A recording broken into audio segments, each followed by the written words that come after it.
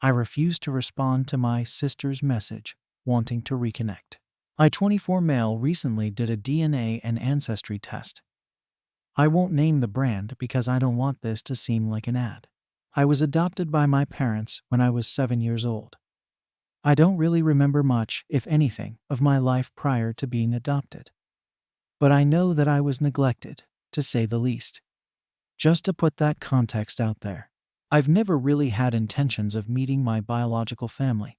I've always thought they obviously didn't care about me, so why should I waste time caring for them? When I did the DNA test, I knew it was a chance that I would be matched with a close genetic relation. But I never had any intention of messaging with any of them, even though my parents have been supportive of me finding a connection to my bio family. Anyway, the DNA test came back a few days ago, and I matched with someone who apparently is my biological half-sister. She sent me a long message explaining that she's been searching for me for a while, and she would love to speak and help me build a picture of my biological family. She said that she lived with me and my dad, her stepdad, and our mom when I was young. She was 7 years older than me, and when I was removed into foster care, she moved in with her dad. I read the message, but I haven't responded. And in all honesty, I don't plan to. It's nice that I know someone's out there who cares for me, but I still don't want anything to do with my bio family. My brother, also adopted Oliver, says that I am being selfish by not responding. He says I should think about what my sister might be thinking, but I don't think he understands since he hasn't always kept a link to his bio family. We ended up getting into a huge, stupid argument over it. And he says that if I wasn't going to respond, I shouldn't have even done the test because now it just gives my sister false hope. I told him he didn't understand what I was going through because he never lost connection with his bio fam. And he said I'm an idiot for thinking that. We were both probably equally rude. I'm not trying to paint him as a bad person. We had a dumb fight. Update. Thank you all for sharing your points of view. I read almost all of the comments and appreciate all the advice and kind words most people sent out. I decided in the end to take the advice of most of you and send a message to my sister, which said, "Hello T. Thank you for reaching out, and I appreciate you sharing that you have been searching for me. As you know, I was taken into foster care at age 5, which I don't remember much of. I was adopted by my mom and dad when I was 7 years old into a loving family. I have been cared for greatly by them and love them with all my heart. I have been to University and have graduated with a first-class honors degree in education, and am currently working as a teacher. Although I appreciate you reaching out, I am not currently looking for any connection to my biological relatives at this time. I just wanted to send this message to let you know I am well and have had a happy life being part of my new family. Best of wishes, O." I think that message is all right and makes it clear I am not looking for any connection. She has read the message but has not responded, although I don't expect her to. Thank you all again for your advice and help with dealing with this stressful situation. Update. She literally just sent me a really nice message back, so I'm glad that I provided closure for her. Even though finding out I have a bio sister has been stressful and something I never expected. In some ways, it's been nice finding out. I'm going to rewrite it and take out some personal information. But the gist is the exact same. Hope that's okay. Hello, O. It is so great to hear from you, and I am so pleased to hear how well you've gotten on. I completely understand and respect your decision about contacting biological family.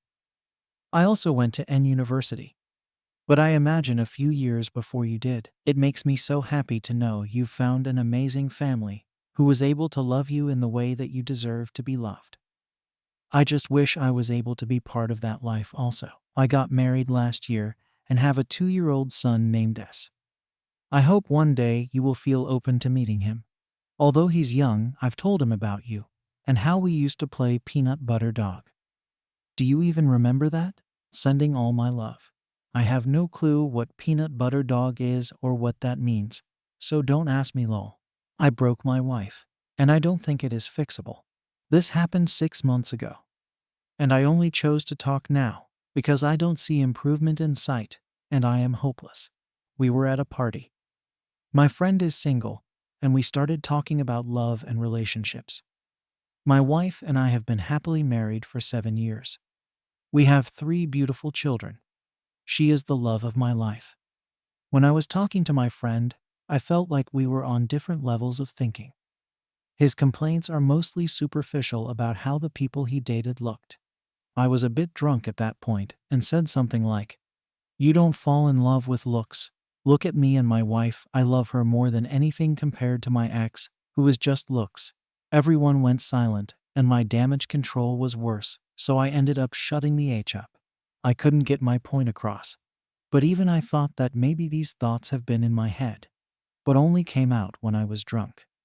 My wife was shocked. First week, she was so angry and wanted to understand what I meant, and nothing I said was good enough. I was drunk. I love her. I think she's the most beautiful woman. She thought being drunk made me say my true feelings. Then one morning she just said, "You know, I have never felt as ugly as I have felt this past week. I have always thought I am beautiful." She didn't cry this time, but she hasn't been happy since. I started crying and apologizing, but she was like emotionless. It was the last time she looked at me too. She is taciturn and distant, but only with me. She has lost 20 pounds, and she works out 6 to 7 days a week. She never has free time with me. If she's not with the children or her family and friends, she's immersed in some book or has her headphones on. She's always fully clothed now, even in bed. She locks the bathroom door when she takes a shower. She is more active on social media too. She shares many pictures of her, and she thanks everyone who gives her a compliment. Before, it was just pictures with our children and pets, but now it's her, working out in sports bras and tights. I broke her, and I don't know how to fix it. Update. We have been going to counseling, and my wife at first has been very reluctant to open up and wanted to pretend that everything was fine. One session, she just asked me, "I want the truth. Here and now. No sugarcoating, and do not try to spare my feelings. Did you find me attractive when we met?" I really didn't know what to say to this. I love her more than anything, even more than my children and myself. I think that she's the most beautiful woman I know, but did I immediately think that when I met her? No, I didn't really find her attractive. We all grow up having a type. I remember thinking that she wasn't exactly my type, but she was so lovable and sweet. It didn't take me long to fall for her. And now, I find women who look like her attractive. So I guess type is something very superficial and fleeting.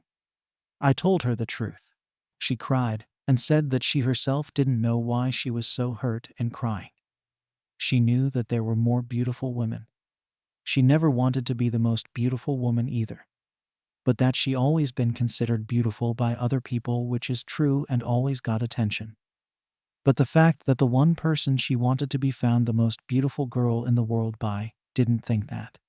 And that's what made her sad. The man she loved way before we even started dating. This was on our latest session, and it was the most draining experience. Later, when we got home, she apologized for making a big deal out of something this trivial. But that she just couldn't help it, and she was as confused to why it affected her so badly. On Saturday, she told me that she didn't want to stay in our marriage, that something broke inside of her. She asked me if I would try to hurt her and the children if we did separate. If I would use them to get back at her, alienate her, because she chose to leave. I promised her that none of this would happen, and that I loved her and wanted her to be happy, even if it wasn't with me. Our families are in uproar over this. Mostly they're angry with her, that she let her insecurities get the best and worst of her. But I don't think it is insecurity, to be honest. She has never cared about people's attention. She just realized that the only person whose approval she cared about